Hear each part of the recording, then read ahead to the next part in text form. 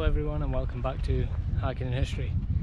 We are in Madeira and we're going to do our first hike today. I have no idea what the name of this place is. I cannot pronounce it, so I'm going to put it on the screen now. But we're going to be going down here essentially. It's very busy. This is where all the buses drop people off, as you can see. So it's like 10 o'clock in the morning now. I've got a bus here and then walked for about 45 minutes to get to this bit. These suckers got the bus all the way here, lazy sods. But yes, they're all across Madeira. There are these sort of scheduled, like signposted walks. They're all lettered P and then a number, so P1, P2, P3. I think it goes all the way up to 22 all across the island. And this one that we're doing today, as you can see, which leads down here and goes all the way across sort of the eastmost part of the island. As you can see, all down here, it goes all the way sort of near towards the end, all across the coast, all cliff faces and everything like that. So and this one is P8 or PR8, something like that. So this is number 8 of the hikes. I might just grab a bite to eat because there are some little food vans here, which is very helpful. I did have some breakfast, but I'm still a bit hungry, so I might grab something here and then we're going to set off on this hike. A lot busier than I thought it was going to be, actually. It seems to obviously be a very popular walk. I think it's a relatively easy one as well. So yeah, but we should get some stunning views. Weather is pretty good. Mostly sunny, but we've got some cloud. Well, the taxi's coming. It's absolutely rammed already with cars, and it's like only 10 o'clock. So this is it, PR8. That. I'm not going to try and pronounce it. So this is where we are now, and we're going to be going all over here. There should be loads of viewpoints by the looks of it. Should be good. This is the start of it. Look at this. This is gorgeous already. Winds all around here, all over the cliffs. Loads of people all on that ridge there as well. But it is very popular, as you can see. There's already tons of people here. So I'm probably going to be behind these same people the entire trip mostly. Very popular hike. Did not expect it to be this popular, although I did hear that it was online. This is a great route though. So I mean, I've only just started it, but I really like this sort of winding up here. And there's all ages here, so it seems like it's a pretty easy one if you're, you know, relatively okay with walking. It says about 2.5 hours as well, but the whole route, it goes sort of round, and I don't know if you come back the same way, maybe, but it's sort of like a big loop. So that is where you start, and literally already, check this out for a view. Look at that. That cliff face is just, oof. It's like so sheer. It's got like all coloured as well. It's like a bloody Mary Berry cake. And yet, I don't know if you can see, but you can see the route. You can see everyone, like little ants, crawling up there. Some people on top of the cliffs right there as well. So from far away, it actually doesn't look like you're going to be walking that far. When you see it in the distance, like, oh, that's not going to take that long. But actually, when you're here and you see how big these cliffs are, yeah, I can see why it's going to take like 2.5 hours, because we've got to get, I think, all the way over there. Absolutely stunning. Can see why it's popular now.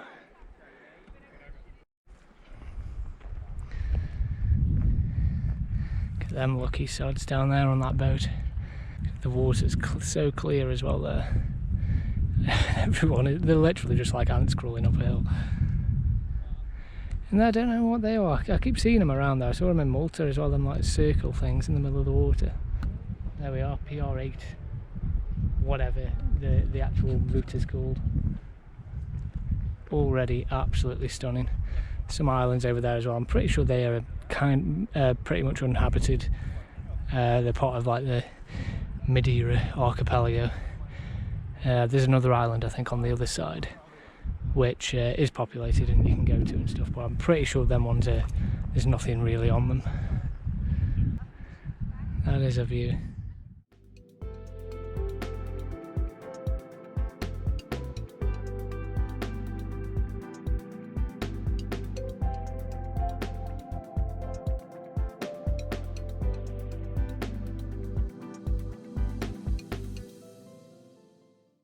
Yeah, this walk is absolutely stunning already.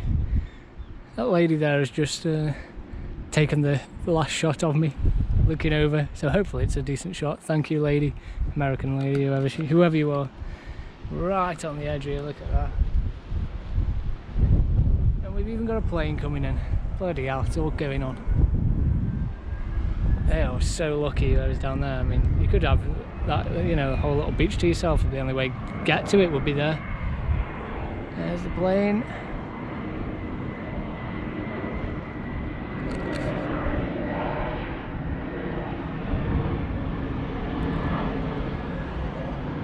This is brilliant. I love this cliff. This cliff face is insane.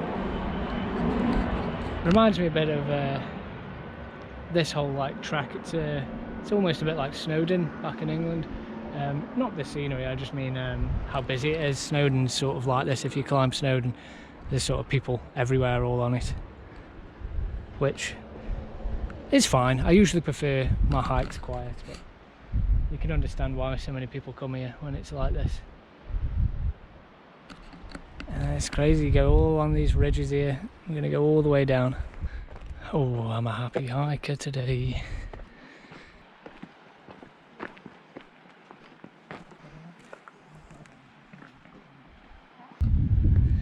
I absolutely adore routes like this.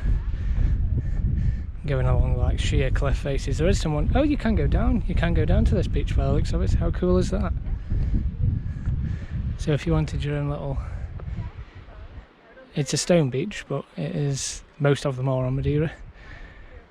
So you could even go for a sunbathe here, because not many people are going to be down there.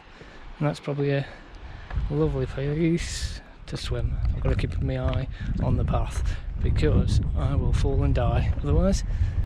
Also noticed on this particular path, on this particular walk, mainly Germans. There's Germans everywhere. It's Germans, and then I imagine Portuguese, like the native peeps. But we do know that Germans love a good hike, so that's why they're here. She's German. God, I could just record this whole thing, put it up as like a 4-hour video on YouTube. Look at that. That is so nice. That's incredible. Whew. Look at this on the other side. Wow. That is insane. This is just sensational, this. I mean, look at all this. All these rocks here. Some other parts of the Caribbean. Like the rich red here on this must be, I don't know, clay. Looks like clay, doesn't it? Or red stone. All this. This is insane. So whilst I'm here, we're going to do most of the history stuff tomorrow on the next hike. But I might as well talk a little bit about the discovery of Madeira, because it's an interesting one. It was basically uninhabited mostly anyway, for the most part. No significant development until the Portuguese arrived in the 1400s. So there's been mention of the island before. There's like Greek mention of it, but it's always a bit iffy and a bit vague. Like they don't 100% know if it was Medina, but it seems like it would be Madeira, because it was obviously before it was called Madeira. So yeah, there is some Greek mention of it, but then there are also Viking remains were found on the island, so in like the year 900. So it's more than likely that the Vikings came here. Now whether they actually just came here and visited, or it seems like that, rather than they had a big settlement here or anything. Maybe they had a very small settlement, if they did, and if so, it wasn't for long. Because so Vikings have visited this, and you can imagine them doing with their longboats, because remains have been found here, but it was never properly settled by the Vikings, even though the Vikings weren't really known for settling areas where they weren't colonising people. They just sort of they obviously did more slaving and, you know, raping and pillaging and all that, rather than they didn't really take over countries and areas and control them. I'm sure there's exceptions there. I've not researched loads of Viking history, but they're obviously known generally for attacking and fleeing and, you know, raiding and pillaging. So it's widely kind of accepted that people knew about these islands and about Madeira in particular before the Portuguese came and settled here, but it was simply basically uninhabited, apart from maybe a few people throughout history that have come here, but they've never properly settled it. But the discovery of it, so in 1418, this is 1418, two captains under the service of Prince Henry the Navigator, we'll talk about him probably a bit more in the next video. The names I'm going to butcher, so I'll try and I'll write them on the screen at the same time. You've got João Goncalves Zarco, we'll call him Zarco, and Tristão Vaz Teixeira, Zarco and Teixeira. So in 1418 they were driven off course by a storm while they were sailing around the Atlantic here, and they were driven onto an island which they named Porto de São, which is part of Madeira. We can't see it from here, but it's like a smaller island in the archipelago of Madeira. And because they survived this sort of shipwreck and they were driven off course and everything, they saw it as like a, you know, a very good luck thing, a divine sort of saving that they survived this thing and managed to get back to Portugal. So afterwards, the following year, they organised an expedition to essentially claim Porto Santo for Portugal. You know, come back and actually settle the island. So they came back the following year to Porto Santo, and then while they were sort of settling there, they noticed what they thought was a big, like, heavy black cloud in the distance, to the southwest, thinking it was a big storm, and they were mistaken. It was actually this island. It was the island of Madeira. So they then came over here and started settling Madeira, and that is how Madeira was settled by the Portuguese.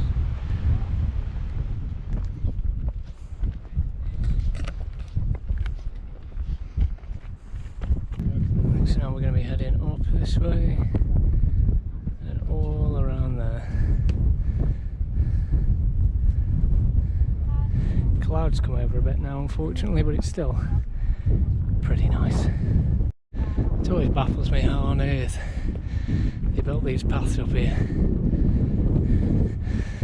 Like, what maniac came up here and thought, yeah, let's make a massive path all the way across.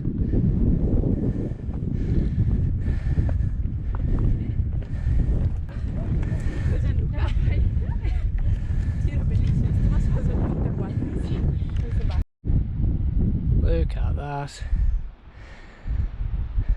Hopefully you can hear everything okay in this video, because it's extremely windy, but I do have a wind killer now, thank God.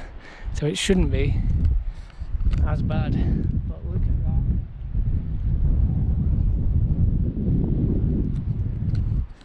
that. That is incredible. I think you can get to the top of there on a different route. There's some people going up that way actually. I think they're going off path. It's a bit like Hawaii in a way. I think it's a bit like the Hawaii of Europe, especially more inland where there's like kind of jungly stuff, but it's very like Jurassic Park, isn't it? But this walk is just stunning. It's so good. And even though, you know, like this bit, it looks pretty steep and that, it's actually, it's really well pathed, so it's not actually bad at all. You know, there's proper steps and everything, so there's proper old biddies coming up here and everything, so like you should be fine. Give yourself a day, do it really. I mean, you could do it really quick, I imagine. Like, I've not done much, I've literally just started there. But if you give yourself a day, because you want to appreciate these views. Yeah, see, I don't know if you can see them up there. They looks like they're going all the way to the top. I think must be a little path there that goes that way. As well, all along the path, all these beautiful little flowers. Seems it's spring now. They're blossoming all over. Right, let's carry on, or else we will literally be here all day. Got a long way to go yet. Yeah, see, most of it is all paths like this. There's a little section there what wasn't, but it's pretty easy going most of the time. I mean, I sort of had an idea what it was going to be like here, but when you're actually here, it's so much sort of bigger than you expect. And even from far away, if you're from the other side of the island, because you can kind of see this like from the airport and stuff, like it does not look this magnificent. You know, it actually looks quite small in the distance, but wow, when you're here, this is going to be impressive. I think down here it's absolutely stunning. Okay, this is incredible. Going to do a slow cinematic pan. I'm also a little bit fearing for my life, so it's not that cinematic, but I'm going to point it over. Look at this, I am right on the edge.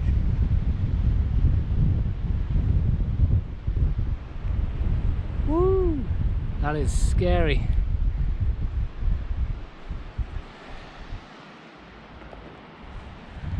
Wow. Holy shit, this place is mad. For something so accessible, it's pretty extraordinary. These cliffs are incredible. There's another great view here. Absolute sheer death drop.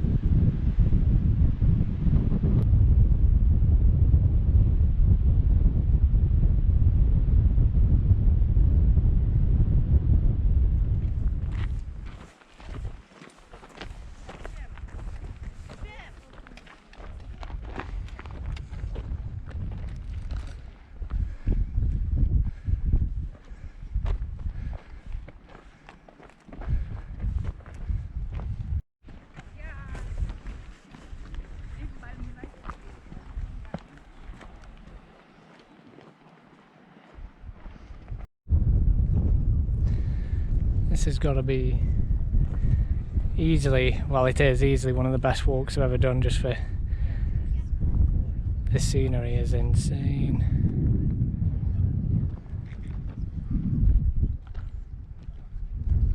The only downside, if you call it a downside, is look how busy it is.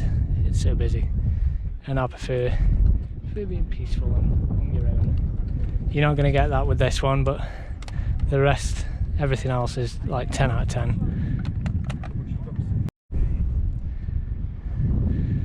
And here, there's that beach you can actually go down to. The sun has come out again, absolutely gorgeous. And then them huge cliffs which we saw from that side, I think we saw them over there, they're just going to be what's coming next, where all the little ants are walking.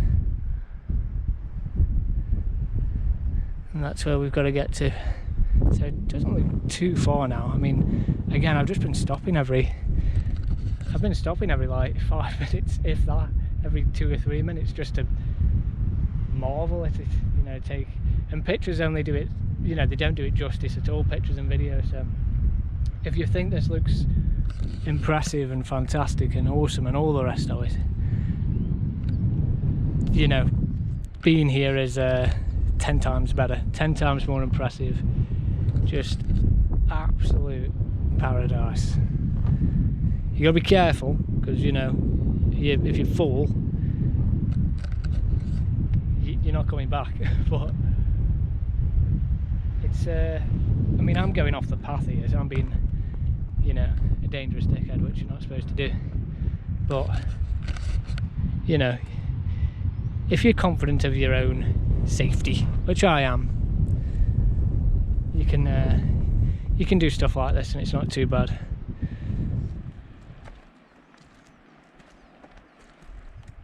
I think you get a good sense here of how big the island actually is. It's bigger than Malta, a hell of a lot bigger than Malta, I think, by the looks of it. You can see maybe just over the edge there, there's like higher mountains, so that might be where the peaks are, like the real high peaks. But this view is just absolutely incredible. It's just at midday now, so as well, so it's getting warm.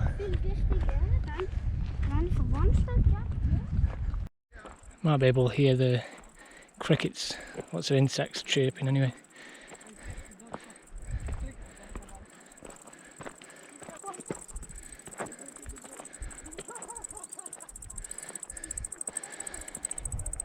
There's also a lot of butterflies and insects flying around. The nice kind, not like the gross horrible kind. You might be able to just make out there as well. That's where the airport is. And then I think further round, which I don't think we can see, it'll be the capital Funchal. Which, on this trip, I don't actually think I'm going to get to, because tomorrow I'm going to a town called Santana, and then I'm going to hike from there, so that'll be the next big hike as well, the next video. But I am so glad actually that I've come and done this one, because it is gorgeous. Just on this ridge here, and you can see now where it goes.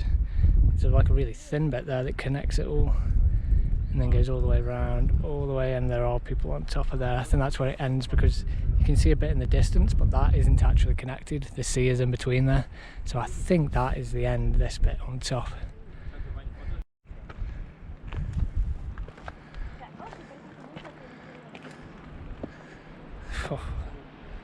Oh wow, this is incredible how thin this piece is. Just down here.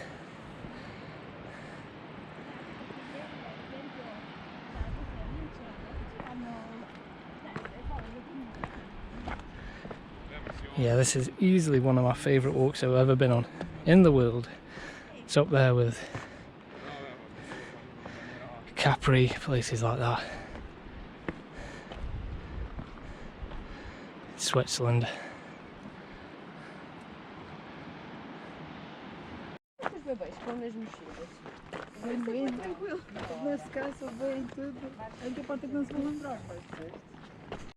The cliffs on this side are, look at this, Jurassic Park or what. That's where you walk down, you can still see people, that's where you just walk along this ridge. There's like barriers on each side, so you can't fall off. It's not as dangerous as it looks, people up there. Really isn't, it's fine. Gorgeous clear water. The only way you get into those beaches is by boat. Another absolutely stunning view. This is probably the best cliff face yet. I think that the view of this is just wow. Another plane coming in.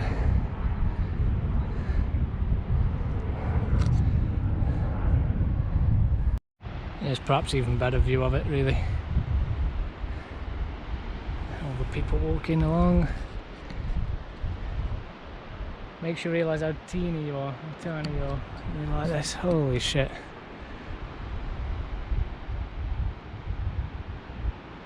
I love all the geologists would know, or it could explain all this stuff, where all these like the different sort of colours in the rock and everything. Although we have to be real on hiking in history, and we don't sugarcoat things. There's a bit of rubbish actually there. There's quite a bit of like plastic and I don't know, crap, all that sort of stuff there. So it ain't postcard perfect, but it's pretty damn close.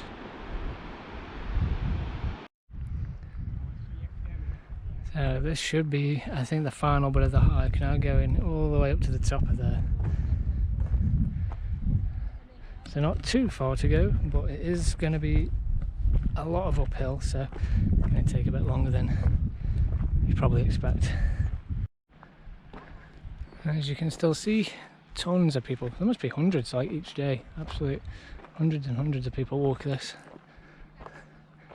And 95% of them are German.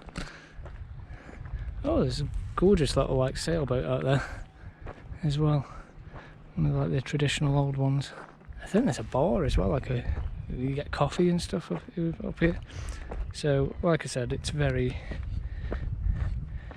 well pathed, and you've not really got to worry about supplies that much because there is stuff here.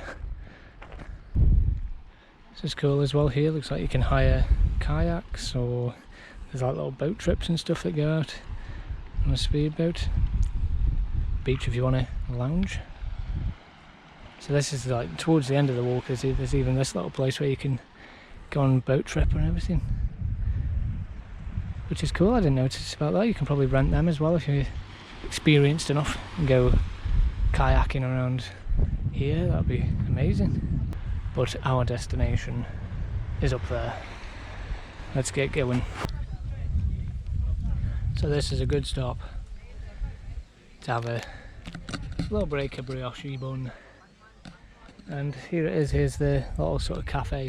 They actually sell like sandwiches and food and drinks, obviously, and you buy like your boat tours and stuff from here as well, and then go down to that little bit I showed earlier. It flies, and yeah, do it here. So this is a good place to have a little break,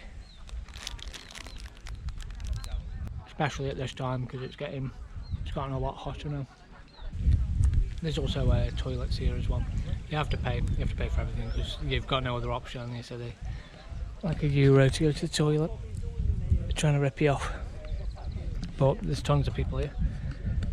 I'll probably come get a drink after. I'll go to the very top and then come back down. On the way I'll get another drink because I'm running low now, and then gotta go all the way back round. So that's kind of where we started, which it doesn't look that far away. And to be honest, I think walking back will be a lot quicker because I'm not going to be stopping all the time. I wonder what poor bugger has to like stock this place up. Because I don't know how they get stuff delivered here unless they do it by boat, perhaps. They'd probably, yeah, actually they'd probably do it by boat and then have to bring it up here. It's still a bit of a pain in the arse, but sure, I was going to say like surely someone isn't like carrying stuff all around here, but no, there is a little docking area. That one that we just saw with the where you do the boat tours and stuff. I imagine they probably bring stuff in there. But still, lugging it up this bloody hill, that must be odd. Don't envy whoever does that. It's just this bad boy to climb to the top. Not very long, but it is a bit steep. And then I think that's the end of the walk. So let's bloody do it. Still got time as well then, it's only 1:25. But I have got to get all the way back. You've got a great view of the whole island here. So this is all where we've walked, just to there, but then all the rest. The airport is just there. And in the very distance I think you can see the very top of the island. The highest point, I think, which I did want to go to on this trip, but it's going to be a separate trip one day, because you kind of have to be in Funchal really to get up there in any decent amount of time. So close. It's funny, it's like they've tried to stop people climbing up here with all these barriers, but clearly no one gives a crap. It did say at the bottom like climbing is not recommended or something. I don't know why. It doesn't seem any worse than any other part, but there we go. It's all a bit broken. It's getting a little bit more tricky now. You've got to hold on to these for dear life. And a bit easier again now with the steps, but it's going to be a nightmare coming down this.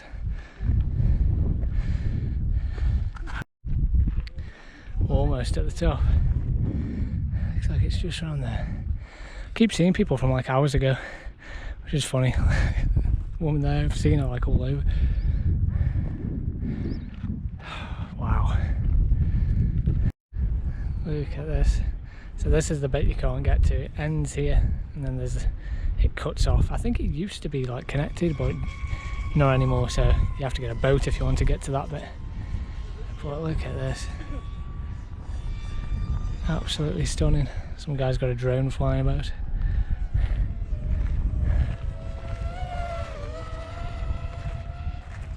There he goes. Getting very close to the top now. It's the end. There's a little shrine here as well for someone. That's pretty. Who am I kidding? Look at this. This is pretty. You can see the tops of the island now where all the peaks are. Ooh, that's going to be a drop.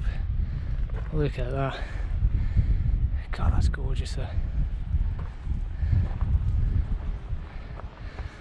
The guy controlling the drone is just there on the bloody edge of the cliff. It's been zooming all over.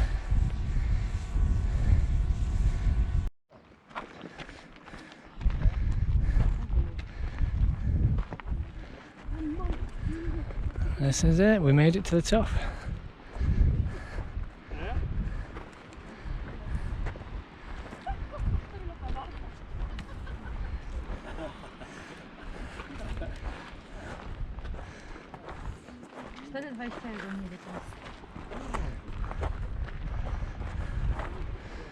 Absolutely incredible. I've got to as far as you can go. As you can see, it all just cuts off here and they're not connected. There is a lighthouse as well over there. I think one of the boat tours goes to it. But look, absolutely stunning. These drops though, you've got to be really careful around here. All the people. But that was PR8, the walk, Madeira walk of PR8, whatever it was called, because I can't pronounce it. And this is where it ends. So, I mean, I can't really get a better view than that, can I, to end the video. So the next one we're doing PR9, which will be inland, totally different, but equally as gorgeous, hopefully. But from Madeira, from the PR8 walk, we will say goodbye, and like and subscribe as always. Be more stuff coming, and beautiful. I'll see you in the next video. Bye.